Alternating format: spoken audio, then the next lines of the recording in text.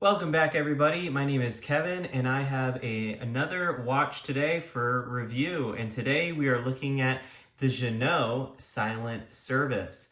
This is a watch that I've wanted since Ginault announced it a couple of years ago, as this watch marks the first unique watch that Ginault as a company has made. As you might know, I have had a Ginault in the channel before, specifically their original launch of the Ocean Rover, and in fact I had a prototype model of that watch.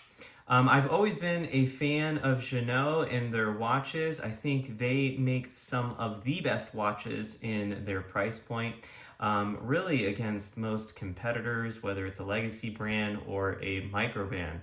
So let's go ahead and talk about this watch today that I have in front of you.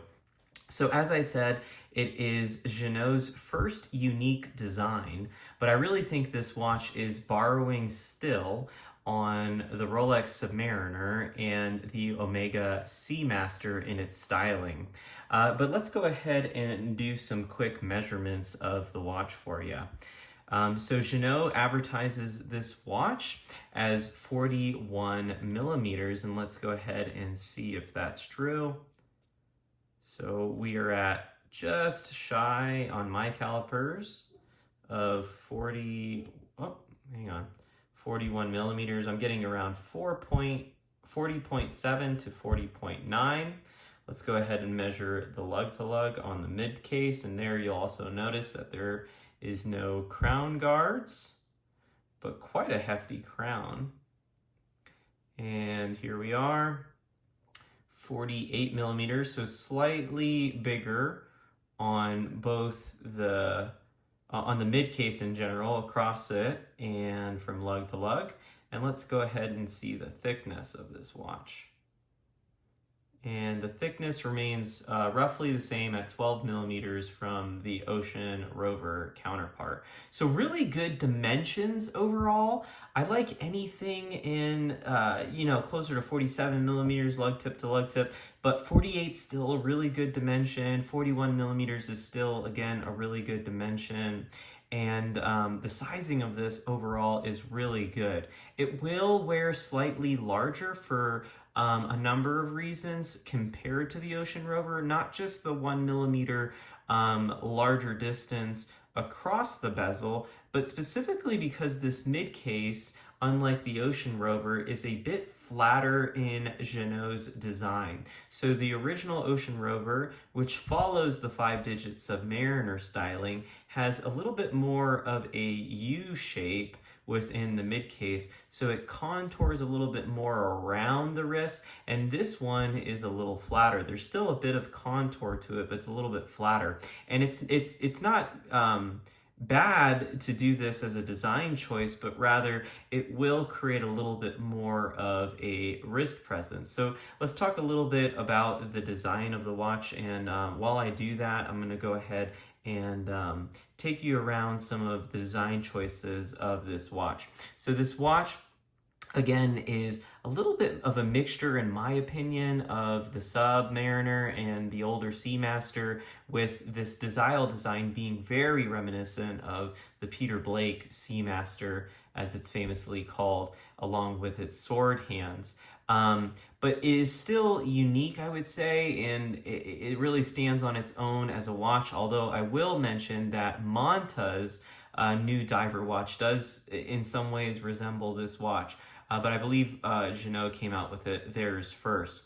So the styling of this watch is it has a beautiful triple or double coated AR coating on the underbelly of the watch, which means underneath the sapphire crystal, which is a really great design choice because anytime a company like Omega puts AR coating on the outside, that always gets scratched and it makes the watch look terrible. It cheapens the whole entire look. So the fact that it's on the underside of it's really great, and it allows for this crystal to really disappear, especially under certain lights, and for you to be able to appreciate what is now a matte black finish dial.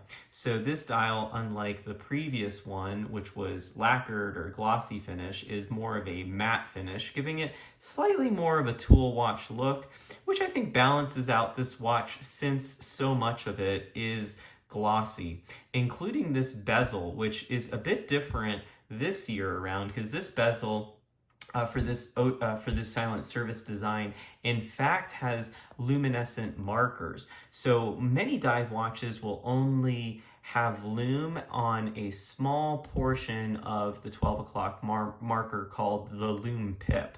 But this watch, unlike many other watches, has luminescence on the whole entire bezel, and I'll show you that in a little bit here.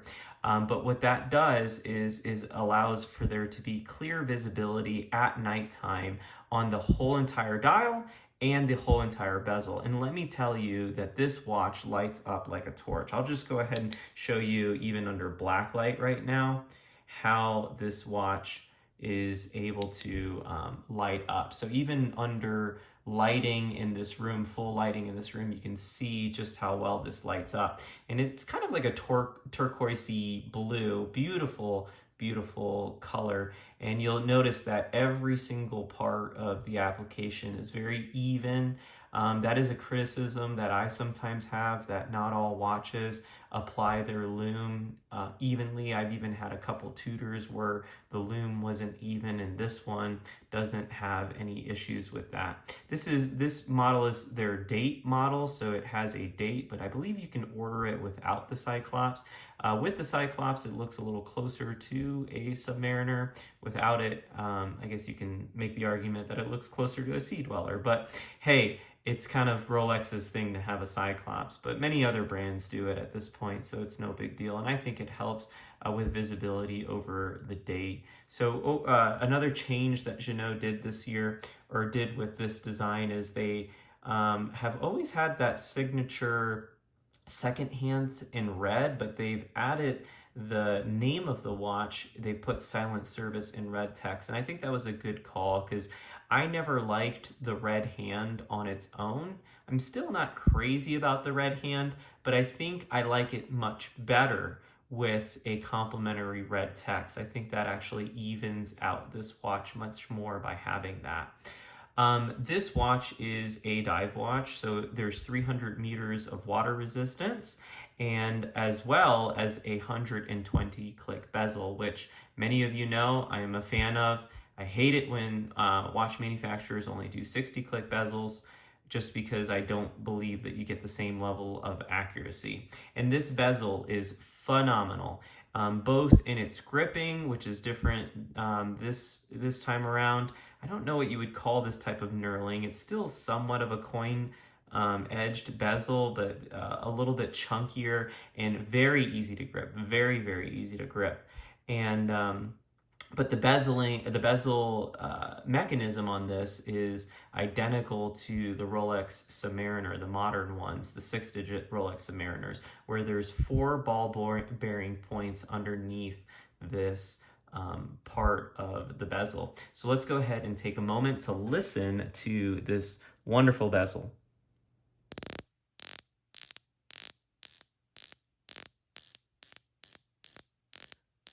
I mean, just phenomenal sound signature. So hopefully the microphone picked that up well. It's very crunchy, very high-pitched sound, exactly what you want in a dive bezel, and just really, really good, sure clicks on it, and very little back play. Every single time you click into it, it's just such a pleasure. And I don't really think anybody is making a better bezel than Ginault, bar Rolex Submariner, which this is based off of. So really one of the best bezels in the game. I prefer this over really anything out there other than what Rolex is doing, because it is copying Rolex's design. It has a very, very big crown, no crown guard, and easy to unwind, to hack, to get into position, since this watch is running with a Sellita SW200 movement. I believe it's one of the higher grade movements, and for that reason, it runs very well.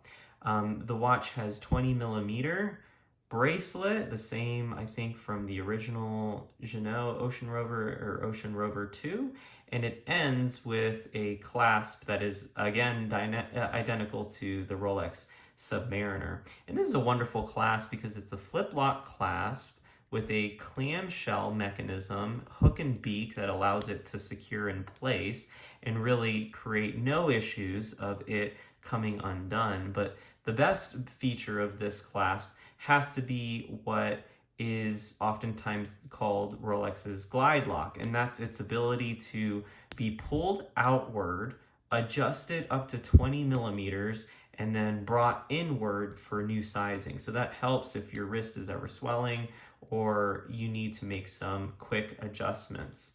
Let's go ahead and put this watch on the wrist and see how it wears. So I need to probably make it a little bit more adjusted because I don't think my wrist is that big. So I have roughly 6.5-inch wrists, maybe a little bit bigger, but not much. And as you can see, this watch wears really well. So let's go ahead and do a little bit of a closer view. And if you've stuck around with my channel, you know that I like doing further views away so that you get a better feel of what the actual watch will look like on your wrist. So, hey, that should be a reason to subscribe if you haven't already. I always try to do this so that you can get a better view of what the watch would look like. So, as I said, it definitely wears a little bit bigger than its predecessor, the Ocean Rover, but still very wearable, even on what some would call a smaller 6.5-inch wrist. Plenty of room, plenty of wingspan room there on my wrist, and wears absolutely beautiful. You know, funny enough, I get more compliments on this watch than a lot of watches on my collection, which always makes me laugh that this is the watch that people compliment me on. I think it's because it's just really a beautiful design. The differences between its knurling on the bezel, from satin to polish to this more glossy bezel, the matte finish, the AR coating, the well done polished hands and minute markers, and then of course the polished mid case with what is always a favorite of mine, and that is chamfered edges. So let's go ahead and see how this watch runs on the time grapher. Now, I haven't given this watch a full wind, so we'll see how it does. But when I've tested it before, it's run really well. So again, this has a Sellita SW200, which is a ETA-based movement, ETA 2824. Well, gosh, that's what you want, right? 0 seconds, and I'm sure it'll vary just slightly, but boy, that's exactly what you want. You want it running very low, as close to 0 as possible. Anytime a watch is running plus or minus 5 seconds, man, that's a happy day, because that means that watch is going to keep really good time. And this is keeping amazing time, better time than pretty much every watch in my collection, which is just really great that it can get that level of accuracy on a watch that's very serviceable, since most watchmakers can handle servicing a ETA-based 2824 movement, which is good because that means it's going to lower the cost of ownership when you do need to service this watch. So overall, I would say this is a phenomenal purchase. You know, it doesn't have Ginault as a brand. While I would say this is probably one of the best made watches that I've had in my for review on my channel, in its price point, you know, you have to also remember that Ginault doesn't have the same level of pedigree as some of the legacy brands like Seiko, where people have worn Seiko and done great things. But from a design perspective, from a build quality, a fit and finish, boy, it is hard to beat this watch. And I really give it a thumbs up. I give a thumbs up to Ginault for coming out with original design.